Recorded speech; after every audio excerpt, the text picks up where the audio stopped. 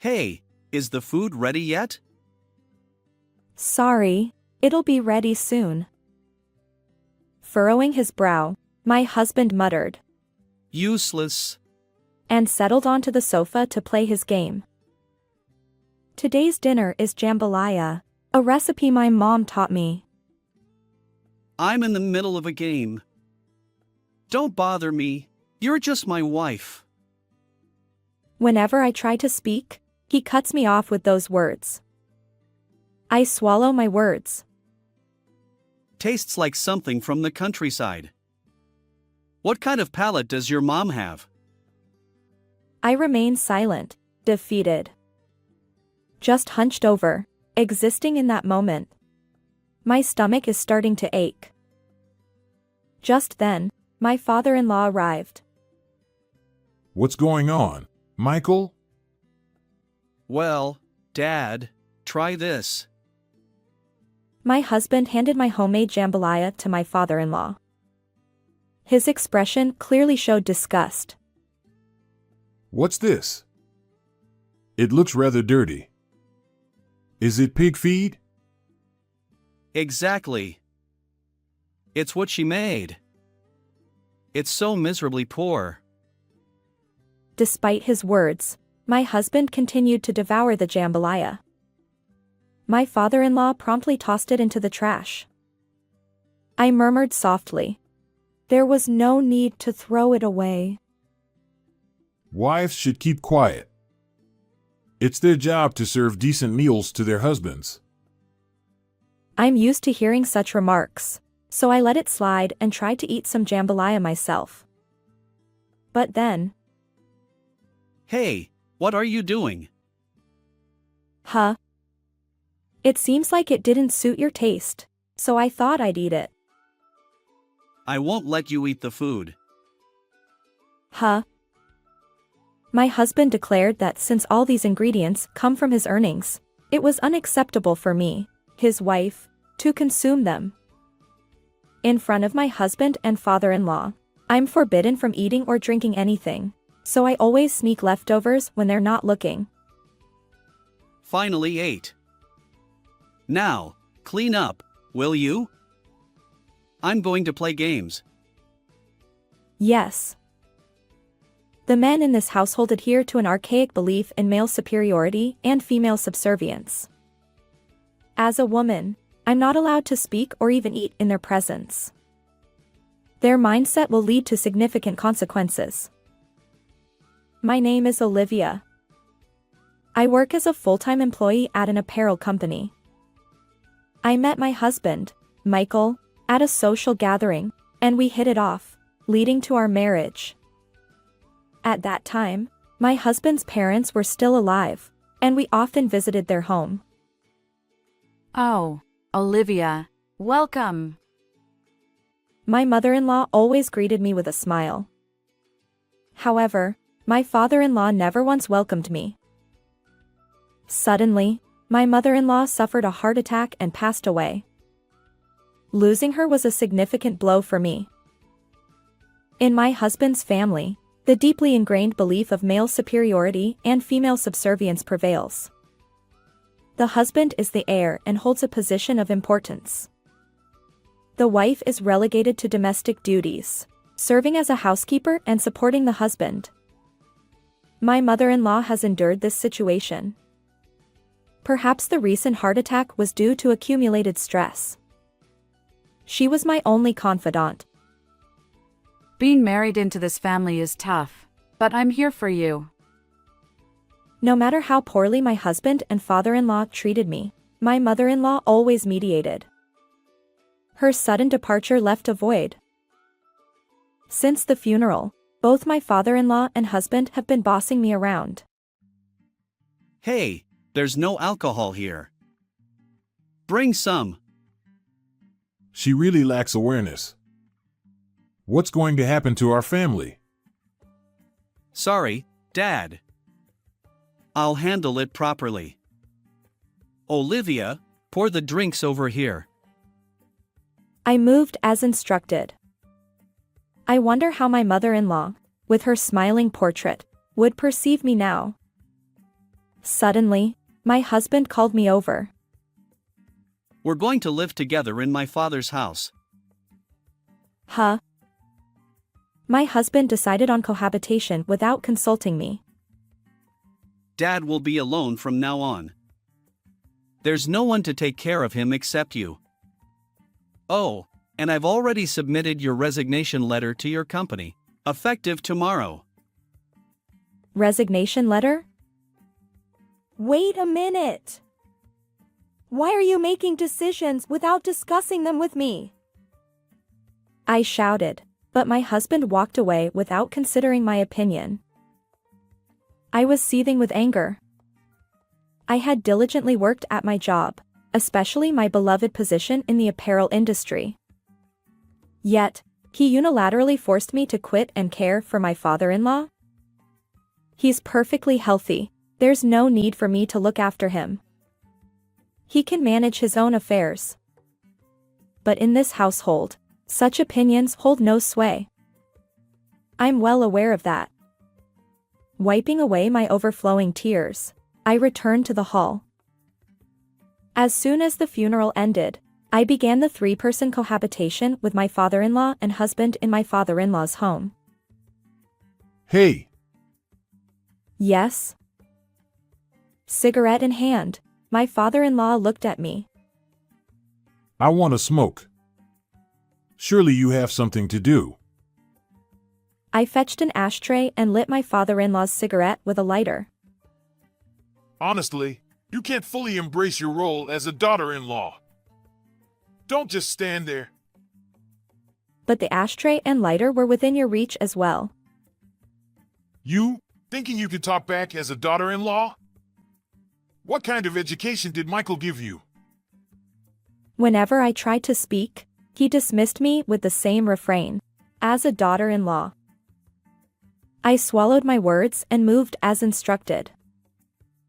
That day, I was preparing dinner. It was jambalaya, a dish my mother had taught me. I had some confidence in this jambalaya. I served it to my husband. His reaction was harsh. What's this? Disgusting. Is this fit for human consumption? It's jambalaya, the one my mom taught me. I think it's delicious. Just try it once. Reluctantly, he took a bite, furrowing his brow. Awful. What kind of palate does your mom have? I was shocked. It was bad enough that he insulted me, but now he was mocking my mother too. Then my father-in-law appeared. My husband handed him the jambalaya. My father-in-law glanced at it and promptly tossed it into the trash. What are you doing? This is harassment, isn't it? Looks like pig feed. Don't mock me. Convenience store food is 100 times better. I was holding back tears. I had put so much effort into making it. Even my mother, who taught me the recipe, would be disappointed. I tried to eat the remaining jambalaya. Then my husband said, What are you doing? I thought it didn't suit both of your tastes, so I wanted to eat it. Are you stupid? All of this comes from my income. You're not allowed to eat it. He actually said that. Wait a minute. I made this. Why can't I eat it? No matter how many times I say it, you don't understand. Women don't need to eat. I couldn't believe it. From then on, I couldn't have meals in front of my father-in-law and husband. Occasionally, during cooking, I'd taste it just a little. Lately, my stomach has been empty, and I've been feeling unwell, perhaps from stress. And then, an incident occurred. That day, I was making stew. Come to think of it, I hadn't eaten in a while. I felt dizzy today. Leaning against the kitchen counter, I stirred the stew. Lately, Even while cooking, the smell bothered me, making me feel nauseous. Perhaps my health was deteriorating significantly. All right, it's done, I thought, turning off the gas. But in that moment, my memory vanished. Apparently, I had collapsed right there. What's happening?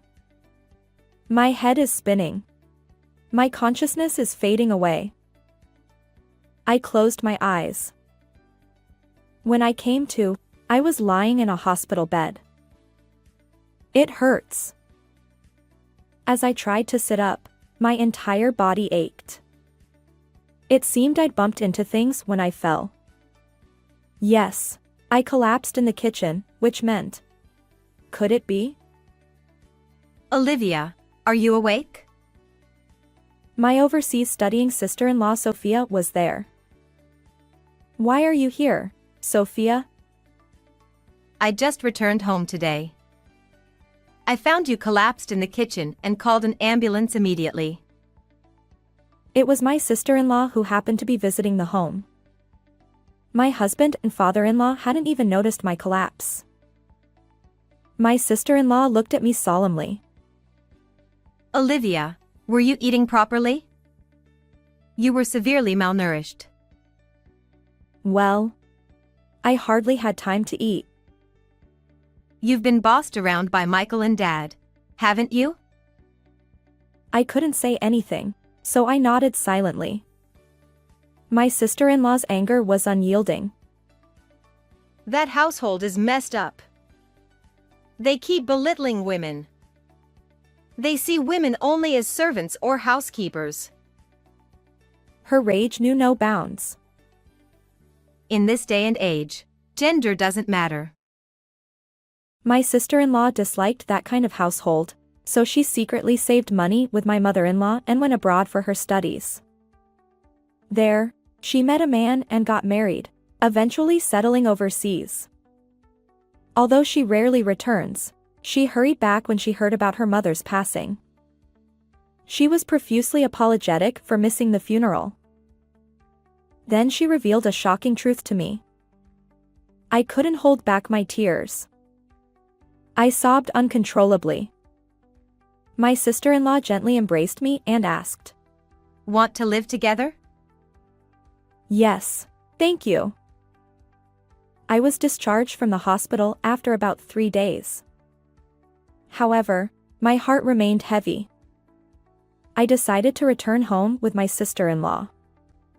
At home, my husband and father-in-law were watching TV and laughing. It would have been nice if they'd helped a bit on my discharge day, but expecting that from them was futile. My husband noticed my return. Hey, you're back. Oh, and Sophia too. It's been a while. Olivia, make some coffee. I plunked the coffee beans in front of him and said, I'm leaving. Just came to pick up my things. With that, I gathered my belongings and left. My sister-in-law had been venting her anger at the two of them during that time. How long are you going to keep playing the gender superiority game? When will you stop discriminating based on whether someone is male or female? What century are you living in? Because of you too, Olivia almost lost her life. And that's not all. Anyway, stop trampling on women forever. It's the same as when my mom was alive. My husband and father-in-law were both dumbfounded by her actions. As I packed my belongings, I listened to my sister-in-law's words. It was exactly what I wanted to say. She was speaking on my behalf, and it felt like a weight lifted from my chest. I returned to the two of them and said, I have something to tell you. What is it? I handed my husband a small notebook. It was the maternity record book. When he looked at it, he saw my name listed as the mother and his name as the father. What's this? Hey, are you pregnant? Formally, I was pregnant. Ha! But your belly wasn't showing at all. I'm the type whose belly doesn't show much. I was already 5 months along. It's a boy. My husband's face lit up with joy. A boy? Yes! Dad, it's a boy! Oh, wonderful. And when is the due date? My expression darkened. And then I said this. You both worked me to the bone, never letting me rest or eat properly. You left me lying there even when I collapsed. Because of you, this child was lost. I had a miscarriage. Both my husband and father-in-law's faces fell. What a tragedy. My grandchild, the heir. I'm divorcing you. I can't take it anymore. You took something more precious than my life. I won't forgive you. The men were taken aback by my sudden outburst. I, who had always followed their orders without raising my voice, was now shouting at them. Hey! What are you saying? You're here to bear the heir. If it didn't work out this time, just try again next time. My patience snapped at his words. What do you think a child is? You can't just replace one if it breaks. A child isn't a toy. And I'm not some baby-making machine for you. You two have already pushed one child to the brink of death. You're accomplices in this. I'll settle everything through lawyers from now on. Don't ever contact me again. With those parting words, I grabbed my belongings and left the house. Later, my sister-in-law and I checked into a hotel. She hugged me without saying a word. You've been through so much. Let's live together from now on. I was going to leave my old life behind and fly overseas with my sister-in-law. I wanted to disappear somewhere, but she gave me the strength to face a new beginning. Living with her for a while, I'll eventually learn to stand on my own. It's my first time living abroad. I'm anxious, but also excited. Thankfully, I still have some savings from my days as an apparel company employee. This is my chance to start anew. Together with my sister-in-law, I boarded a flight from the US, leaving everything behind. Later, I received word through the lawyer that the divorce had been finalized. Due to my husband and father-in-law's actions, including the miscarriage of my child, a substantial amount of compensation was claimed. Later, I learned that my husband had been having an affair. While he treated me like a slave, he was enjoying himself with another woman. The lawyer didn't overlook this detail either. Thanks to that, the compensation was increased, and I could live without working for a while. But here I was, having come all the way overseas. I wanted to pursue the things I'd always dreamed of, immersing myself in the world of apparel brands. Maybe I'd give that dream another shot. For about a year, I stayed with my sister-in-law. Her husband was a kind gentleman who cherished her deeply and readily helped whenever needed. A world apart from the men I'd known.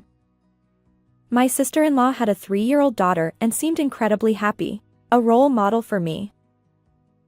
During that year, I mastered the language and secured a job at a dream apparel company. Starting a new job in a foreign land wasn't easy, but compared to enduring the treatment from my husband and father-in-law, I could handle anything.